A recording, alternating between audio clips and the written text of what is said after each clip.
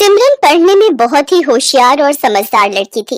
वो बचपन से ही क्लास में अव्वल आती थी। स्कूल में सभी सिमरन की बहुत तारीफ करते थे। पढ़ाई में अच्छा होने के कारण उसके माता पिता भी उसकी हर डिमांड को पूरी कर देते थे। सिमरन की एक ही सहेली थी मीनल, जो उसके पड़ोस में रहती थी। दोनों साथ ही स्कूल जाती थी। एक दिन स्कूल जाते वक्त, अरे सिमरन, आज तूने फिर लेट कर दी। तू क्लास में अव्वल आती है, इसलिए तुझे टीचर कुछ नहीं बोलती। आज तो वो पक्का मुझे पनिशमेंट देंगी। अरे बाबा, कुछ नहीं होगा। हम दोनों क्लासरूम की खिड़की से जाकर सीट पर बैठ जाएंगे। ये देख, मेरा नया फोन। वाह, तुम्हारा पर्सनल फोन। यहाँ तो मुझे हर साल अपनी दीदी की पुरानी स्कूल ड्रेस पहनकर स्कूल जाना पड़ता है। ये फोन तुम्हारा भी तो है। आखिरकार हम दोनों बचपन से फ्रेंड्स हैं। कल पूरी रात मैं इसके फीचर्स देखती रही। मीनल और सिमरन बातें करते करते स्कूल पहुंच जाती हैं और चुपके से क्लासरूम के पीछे वाली खिड़की से घुसने की कोशिश करती हैं। लेकिन टीचर दोनों को पकड़ लेती है और लेट आने की वजह से टीचर दोनों को क्लास से बाहर कान पकड़कर खड़ा कर देती है। सिमरन, तुम पढ़ाई में अच्छी हो, लेकिन तुम्हें स्कूल के और भी रूल्स फॉलो करने चाहिए। डिसिप्लिन मेंटेन करना चाहिए। सॉरी टीचर, अगली बार से ऐसा नहीं होगा। सिमरन और मीनल के सामने वाली क्लास से दो लड़के क्लासरूम के बाहर कान पकड़कर खड़े थे। अरे क्यों दिल छोटा कर रही है? सिर्फ हम दोनों ही क्लासरूम के बाहर थोड़ी हैं। सामने उन लड़कों को देख। हाय गर्ल्स, आप लोग भी क्लास में लेट आई थी क्या? हाँ, ये टीचर भी ना स्कूल में पढ़ाने आती है या बच्चों को पनिशमेंट देने? मैंने तुम्हें स्कूल में पहले कभी नहीं देखा। हाँ, मैंने भी कुछ दिनों पहले स्कूल में एडमिशन लिया है। धीरे धीरे रॉकी और सिमरन में दोस्ती हो जाती है। दोनों एक दूसरे को अपना फोन नंबर दे देते हैं। दोनों हमेशा साथ में घूमते हैं। स्कूल के बाद भी साथ में वक्त बिताते हैं। एक दिन स्कूल से वापस आते वक्त सिमरन अपने मोबाइल से किसी को टेक्स्ट कर रही होती है। अरे यार, तू भी ना हमेशा इस मोबाइल में ही लगी रहती है। अरे वो स्टैंडर्ड 11 वाला रॉकी है ना, उसने मुझे क्या मस्त जोक भेजा है। तूने रॉकी को अपना नंबर क्यों दिया? वैसे भी वो दूसरे स्कूल से आया है। इस बार हमारा 10th क्लास है। वो मेरी थोड़ी स्टडीज में हेल्प कर रहा है और कुछ नहीं। मैं तो कहती हूँ तू उससे थोड़ा दूर रहा कर। मुझे वो लड़का बिल्कुल भी पसंद नहीं है। तू भी ना, ऐसा कुछ भी नहीं है। रॉकी काफी अच्छा लड़का है। अगले दिन सिमरन क्लास में बैठकर फोन चला रही थी, तभी उसे टीचर पकड़ लेती है। ये क्या है सिमरन? आजकल तुम्हारे मार्क्स वैसे भी पहले से बहुत कम हो गए हैं और तुम क्लास में बैठकर मोबाइल चला रही हो। मुझे मजबूरन तुम्हारी मम्मी को कंप्लेन करना पड़ेगा। सॉरी टीचर, अगली बार से ऐसा नहीं होगा, वरना मम्मी मेरा फोन छीन लेंगी। प्लीज मम्मी को मत बताइएगा। ये तुम्हारी पहली गलती थी, इसलिए मैं माफ कर रही हूँ। ऐसे ही कुछ महीने बीत जाते हैं। गर्मी की छुट्टी का वक्त आ जाता है। सिमरन और रॉकी स्कूल के बाद कुछ टाइम साथ में गुजारने का प्लान करते हैं। अरे यार मीनल, तू आज अकेली घर चली जा। अगर मेरी मम्मी तेरे घर पर कॉल करे तो बोल देना मैं तेरे घर पर ही हूँ। लेकिन तू कहाँ जा रही है? मैं रॉकी से मिलने जा रही हूँ। ये सही नहीं है, तुम्हें स्कूल से सीधा घर जाना चाहिए। तुम मेरे से जलती हो क्योंकि स्कूल में सभी मुझे इम्पोर्टेंस देते हैं। ऐसा कुछ भी नहीं है, तुम मुझे गलत समझ रही हो। तभी सिमरन के फोन पर रॉकी का कॉल आता है और वो वहाँ से चली जाती है। सिमरन रॉकी से मिलने उसके घर जाती है। वहाँ काफी अंधेरा होता है। सिमरन रॉकी को आवाज देती है, रॉकी कहाँ हो तुम? रॉकी पीछे से आकर उसे भूख कर डरा देता है। ओह रॉकी, तुम भी ना, तुमने तो मुझे डरा ही दिया था। तो क्या तुम भी बच्चों की तरह डर गई? रॉकी और सिमरन साथ में पिज्जा खाते हैं और खूब सारी बातें करते हैं और एक पिक्चर देखते हैं। कल से गर्मी की छुट्टी हो जाएंगी, हम लोग 2 महीने तक नहीं मिल पाएंगे। इससे पहले मैं तुम्हें कुछ बताना चाहता हूँ। हाँ बोलो, क्या बताना है तुम्हें? तुम मेरी बेस्ट फ्रेंड हो। मैंने आज तक तुम्हारी जैसी लड़की नहीं देखी। तुम भी मेरे सबसे अच्छे दोस्त हो। सिमरन और रॉकी साथ में वक्त बिताते हैं और कब दोनों अपनी हदें पार कर जाते हैं उन्हें पता ही नहीं चलता। अगले दिन से स्कूल की गर्मी की छुट्टियां शुरू हो जाती हैं। रॉकी और सिमरन एक दूसरे से मिल नहीं पाते। कुछ दिनों बाद सिमरन को उल्टियां होने लगती हैं और सिर चकराने लगता है। सिमरन को ये सब थोड़ा अजीब लगता है। तब वो मीनल को सारी बात बताती है। क्या किया सिमरन तूने? मुझे माफ कर दे। मैंने तेरे मना करने के बाद भी रॉकी के साथ वक्त बिताया। तू चिंता मत कर, कल से स्कूल खुल रहा है। तू पहले रॉकी से जाकर बात कर। अगले दिन सिमरन जाकर रॉकी से बात करती है, उसे सारी बात बताती है। तुम्हें याद है उस दिन हम तुम्हारे घर पर मिले थे, हमारे बीच? वो तो मेरा सबसे खूबसूरत दिन था। हमारे साथ में बिताए गए वो पल मैं कैसे भूल सकता हूँ। मैं प्रेग्नेंट हूँ। मुझे कुछ समझ में नहीं आ रहा, मुझे क्या करना चाहिए। अगर किसी को पता चल गया तो सब हमारा मजाक उड़ाएंगे। ये क्या बोल रही हो? ऐसा ऐसा कैसे हो सकता है? ये मेरी प्रॉब्लम नहीं है। ये क्या बोल रहे हो तुम रॉकी? ये सब हमने साथ में किया था। ठीक है, रुक जाओ, मैं कुछ करता हूँ, लेकिन इसके बाद तुम मुझे अपनी शक्ल मत दिखाना। रॉकी वहाँ से चला जाता है। सिमरन रोते हुए मीनल के पास जाती है। क्या हुआ, तुम रो क्यों रही हो? रॉकी रॉकी मेरी शक्ल भी नहीं देखना चाहता है। वो मुझसे नफरत करने लगा है। मुझे पता था वो लड़का कुछ ऐसा ही करेगा। मुझे उस पर बिल्कुल भी भरोसा नहीं था। मुझे लगता है हमें किसी बड़े की मदद लेनी चाहिए। नहीं, ये बात किसी को नहीं बताना, वरना सब मुझ पर हंसेंगे। अगले दिन रॉकी सिमरन को एक गोली लाकर देता है। ये लो, ये गोली खा लेना, इसके बाद इस परेशानी से हमें छुटकारा मिल जाएगा। लेकिन रॉकी, इससे कुछ प्रॉब्लम तो नहीं होगी ना? चुपचाप से गोली खा लो और मेरा पीछा छोड़ दो। इसके बाद से ना तो मुझे कॉल करना, ना ही कोई मैसेज। सिमरन वो गोली खाकर जाकर अपनी क्लास में बैठ जाती है। तभी वो चक्कर खाकर गिर जाती है। तुझे क्या हो गया सिमरन? आंखें खोलो। इसके मुंह पर पानी छिड़कने के बाद भी इसे होश नहीं आ रहा है। लगता है कोई सीरियस इशू है। टीचर, मैं आपको कुछ बताना चाहती हूँ, प्लीज आप किसी को मत बताइएगा। मैं तुम्हारी टीचर हूँ, तुम लोगों को सही राह दिखाना मेरा काम है। तुम बिल्कुल चिंता मत करो, बिना झिझक के मुझे सारी बातें बताओ। मीनल डर कर टीचर को सारी सच्चाई बता देती है। टीचर सिमरन को हॉस्पिटल लेकर जाती है और वहाँ उसका अच्छे से चेकअप करवाती है। कुछ देर बाद सिमरन को होश आ जाता है। टीचर, मैं आपको कुछ बताना चाहती हूँ।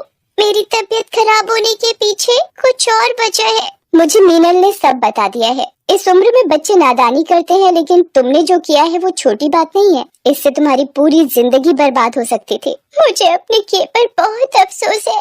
मैं कभी भी ऐसा नहीं करूंगी। आप प्लीज किसी को कुछ नहीं बोलिएगा। ऐसे बिना जाने कोई मेडिसिन लेना खतरनाक साबित हो सकता है।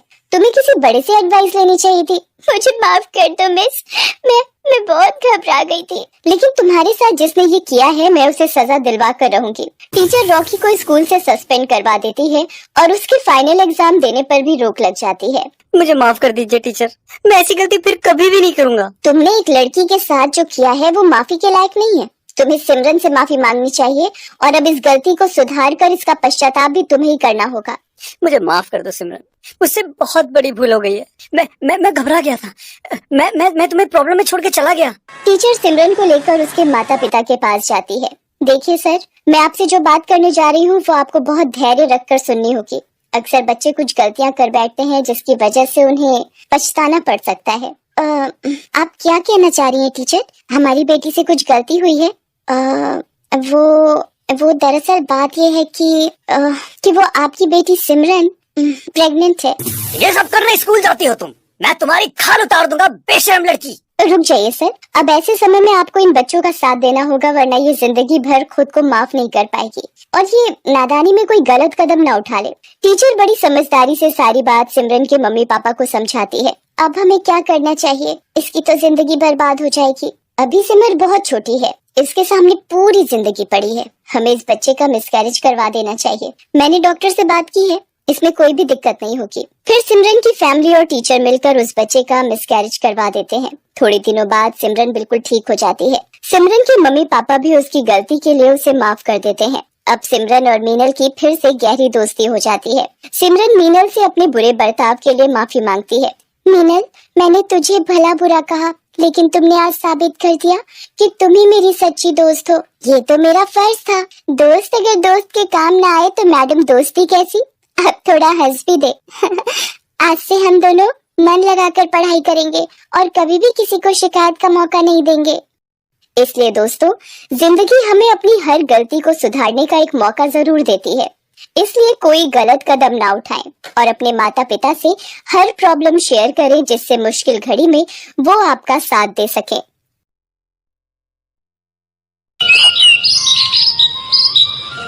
संध्या एक प्राइवेट स्कूल में टीचर थी। कुछ दिन पहले ही उसने ये स्कूल ज्वाइन किया था। आज सुबह से उसे थोड़ी सुस्ती सी लग रही थी, इसलिए उसे जागने में भी देर हो गई थी और जब उसकी नींद खुली तो 8:30 बज चुके थे। ओह, आज तो 8:30 बज गए। 9 बजे तक बस स्टैंड पहुंचना होगा, नहीं तो बस छूट जाएगी और स्कूल जाने में बहुत देर हो जाएगी। संध्या जल्दी जल्दी तैयार होने लगी। एक बार तो उसका मन किया कि वो आज की छुट्टी ले ले, लेकिन स्कूल में एनुअल फंक्शन की तैयारी भी चल रही थी, इसलिए वो चाहकर भी छुट्टी नहीं ले सकती थी। भागती भागती वो बस स्टैंड पहुंची। थैंक गॉड मैं बस स्टैंड पहुंच गई, नहीं तो भारी मुसीबत हो जाती। अपने राइट टाइम पर बस आई। संध्या भागकर बस में चढ़ गई। 15 मिनट बाद वो अपने स्कूल पहुंच गई, लेकिन जैसे ही वो स्कूल के गेट पर पहुंची तो उसने महसूस किया कि सारे स्टूडेंट उसे घूर घूर कर देख रहे हैं और मन मन मुस्कुरा भी रहे हैं। क्या बात है, सब मुझे ऐसे क्यों घूर रहे हैं? संध्या स्टाफ रूम की ओर बढ़ी जा रही थी, लेकिन जैसे जैसे वो आगे बढ़ते जा रही थी सारे स्टूडेंट उसे उसकी ओर देखकर मुस्कुराते हुए मिलते। एक समय तो उसे बहुत गुस्सा भी आ गया और उसने एक स्टूडेंट को डांटते हुए कहा, जब देखो खीखी करते रहते हो, क्या बात है, क्यों कर रहे हो खीखी? संध्या मैम की डांट को सुनकर उस स्टूडेंट जिसका नाम विवेक था उसने कहा कि मैम वो आपके कपड़े में कुछ लगा है। कुछ लगा है? क्या लगा है? मैम पता नहीं, कुछ लाल रंग का है। विवेक की बातों को सुनकर संध्या का माथा ठनक गया। उसे समझ आ गया था कि उसे पीरियड हो गया है। उफ, मुझे पीरियड हो गया है, लेकिन मुझे पता क्यों नहीं लगा। संध्या तुरंत भागी भागी स्कूल के वॉशरूम में गई। उसने जैसे ही शीशे में देखा कि उसके कपड़ों में दाग लगा है। उफ, दाग तो काफी ज्यादा लग गया है। कोई नहीं, मैं इसे बाद में साफ कर लूंगी, लेकिन पहले मुझे पैड तो लगाना होगा। उसके बाद संध्या ने अपने पर्स को खोला, लेकिन पर्स को खोलते ही उसका दिमाग चकरा गया। ओह, इसमें तो पैड है ही नहीं। मैं तो हमेशा एक्स्ट्रा पैड रखती हूँ। क्या करूँ क्या करूँ, पैड तो लगाना ही होगा ना। संध्या उसी हालत में बाहर निकली और स्टाफ रूम में गई। स्टाफ रूम में भी सभी उसे वैसे ही घूर कर देख रहे थे जैसे कि वहाँ कोई आसमान से उतरकर एलियन घुस आया हो। संध्या को ये देखकर बहुत बुरा लगा, लेकिन इन सब की परवाह किए बिना वो अपनी साथी टीचर रंजना के पास गई और उससे कहा कि रंजना मिस, वो देखिए ना, मुझे पता ही नहीं चला और मुझे पीरियड्स आ गए हैं और संयोग से मेरे बैग में एक्स्ट्रा पैड भी नहीं है। क्या आपके बैग में पैड पड़ा है? संध्या मिस, ये आप क्या कह रही हैं? क्या मतलब क्या कह रही हूँ? मैं पैड के बारे में पूछ रही हूँ। देखिए मैम, आप बेशर्म होंगी तो होंगी, मैं बेशर्म नहीं हूँ जो इस तरह की बात खुलेआम इस तरह स्टाफ रूम में करूँ। रंजना की बातों को सुनकर संध्या उसे घूर कर देखने लगी। उसे समझ नहीं आ रहा था कि वो उसे क्या कहे और क्या ना कहे। मर्द टीचर ने अगर ये बात कही होती तो संध्या उसका मुंह तोड़ जवाब देती, लेकिन रंजना मैम तो खुद एक औरत थी, पीरियड के बारे में अच्छे से समझती थी, फिर उनका व्यवहार ऐसा क्यों था? मैम, पीरियड के बारे में बात करना कब से बेशर्मी हो गई? ये तो एक नेचुरल क्रिया है, हर लड़की हर औरत को होता ही है। अरे, आप बात समझती क्यों नहीं? वो ये बातें कर ही रहे थे कि तभी स्कूल का चपरासी स्टाफ रूम में आया और उसने कहा, संध्या मैम, प्रिंसिपल सर आपको इसी समय बुला रहे हैं, बहुत अर्जेंट है। संध्या ने जब ये सुना तो उसके दिल की धड़कन बढ़ गई और वो सोचने लगी, क्या मुसीबत है, अब इसी हालत में प्रिंसिपल सर के पास भी जाना होगा। संध्या प्रिंसिपल सर के कमरे में गई। प्रिंसिपल साहब उस समय कंप्यूटर पर कोई काम कर रहे थे। उन्होंने संध्या मैम को इशारे से बैठने के लिए कहा। संध्या मैम सामने लगी कुर्सी पर बैठ गई। कुछ देर बाद, हाँ तो मैम, कैसी चल रही है एनुअल फंक्शन की तैयारी? जी जी, ठीक चल रही है। देखिए मैम, इस बार चीफ गेस्ट के रूप में हमारे एरिया की एमएलए आ रही हैं। हमारे प्रोग्राम में कोई गड़बड़ी नहीं होनी चाहिए। स्कूल और मेरी इज्जत दोनों का सवाल है। सर टेंशन मत लीजिए, मैं बच्चों से अच्छे तरीके से तैयारी करवा रही हूँ, प्रोग्राम अच्छा होगा।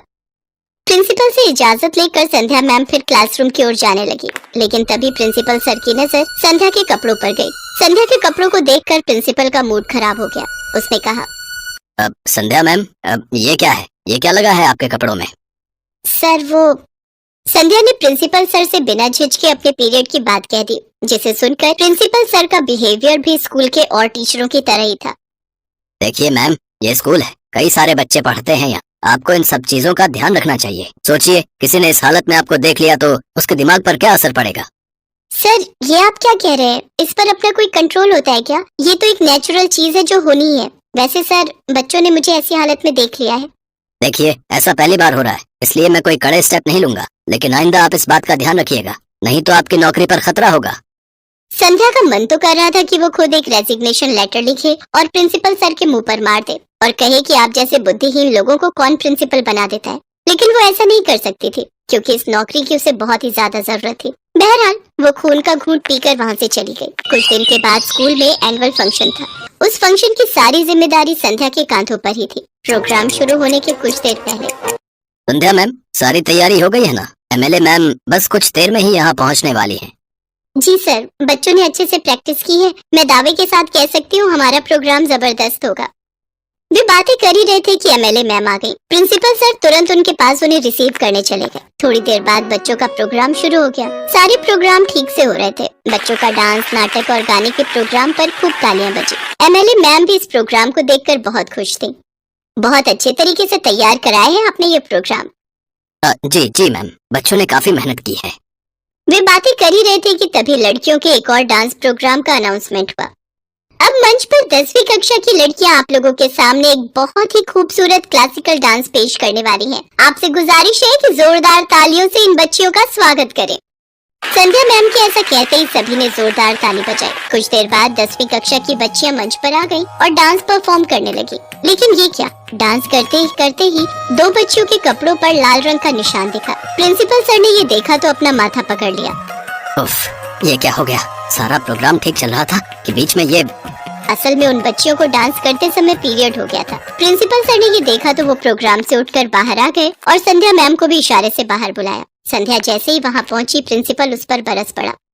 अरे, किस जन्म का बदला निकाल रही हैं आप मुझसे? आपको बोला था ना कि प्रोग्राम में कोई गड़बड़ी नहीं होनी चाहिए। क्या हुआ सर, सब ठीक से ही तो हो रहा है। क्या हक ठीक हो रहा है? आपने देखा जो बच्चियां परफॉर्म कर रही हैं, उनके कपड़ों में लाल निशान लगे हैं। अरे क्या जरूरत थी उन बच्चियों को प्रोग्राम में लेने की जिन्हें पीरियड हो रहे थे? आपने सब बर्बाद कर दिया। पता नहीं एमएलए मैम क्या सोच रही होंगी। अब यहाँ खड़ी खड़ी मेरा मुंह क्या देख रही हैं? जल्दी जाइए और उन बच्चियों का प्रोग्राम खत्म करवाइए। प्रिंसिपल सर ये बोल ही रहे थे कि तभी ताली की आवाज उनके कानों में आई। उन्होंने पीछे मुड़कर देखा तो ताली बजाने वाला और कोई नहीं, खुद एमएलए मैम थी। मैम वो इसमें मेरी कोई गलती नहीं है। ये सारा किया धरा संध्या टीचर का है। चुप रहिए, बिल्कुल चुप रहिए। मुझे शर्म आ रही है आपकी सोच पर। अरे आपको किसने प्रिंसिपल बना दिया? आपकी हरकत देखकर तो लगता है कि आप गंवार हैं, पूरे गंवार। मैम मैंने कहा ना कि मेरी कोई गलती नहीं है। मुझे क्या पता उन लड़कियों को पीरियड होने वाला है और उनके चलते पूरा प्रोग्राम खराब हो जाएगा। प्रिंसिपल की इस बात को सुनकर एमएलए मैम की आंखें गुस्से से लाल हो गईं। अरे उन बच्चियों को पीरियड हुआ है, पीरियड। उन्होंने कोई पाप नहीं किया है। ये तो प्रकृति का वरदान है। बिना उसके क्या ये सृष्टि संभव है? अरे आपने तो ईश्वर और प्रकृति के बनाए इस वरदान को घिनौना बना दिया। मैं अभी के अभी आपको सस्पेंड करती हूँ। आप प्रिंसिपल के लायक नहीं है, बिल्कुल नहीं है। उन प्यारी बच्चियों ने अपना परफॉर्मेंस जारी रखा। एमएलए मैम ने न सिर्फ उनकी तारीफ की बल्कि संध्या मैम को भी उनकी कोशिशों के लिए सम्मानित किया गया। दोस्तों, औरतों का पीरियड होना किसी अशुभता की निशानी नहीं है। ये एक नेचुरल प्रक्रिया है जो सृष्टि के संचालन के लिए बहुत ही जरूरी है।